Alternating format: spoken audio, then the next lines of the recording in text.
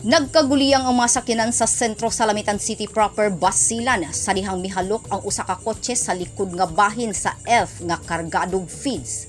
Giila ni Police Corporal Muhammad Makala, Lamitan City Police Station Chief Investigator, ang tag-iya sa kotse nga si Alexander Lumata, 63 anyos, nga residente sa Barangay Colonia, ug ang driver sa elf nga si Jerimar Caray, 35 anyos. Sumala sa pag-imbestiga ni Police Corporal Makala, gikan sa bangko sila Alexander uban ang asawa ni ini aron sa pag-withdraw og kwarta. Human mipadulong na sila ngadto sa sentro sa Lamitan aron pagpalit og feeds, pagkaon sa ilang mga alagang hayop.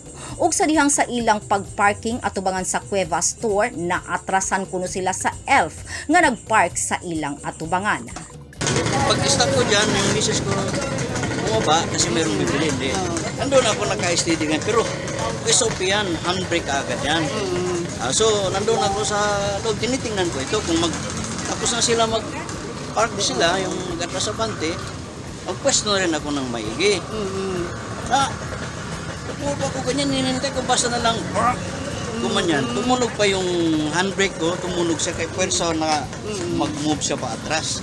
Kasi nabunggo na pala. Gawas sa pagkabuak sa tuong bahin sa headlight ug pagkagisi sa cover sa dulong sasakyanan ni Alexander, wala nay laing naiulat nga damage o nasakitan sa maong panghitabo. Matod ni Alexander, dili na kuno siya moreklamo basta ayuhon lang ang naguba sa iyang sakyanan. Pwede naman kahit na palitan lang nila yung na-damage nila. Wala nang ganyan problema.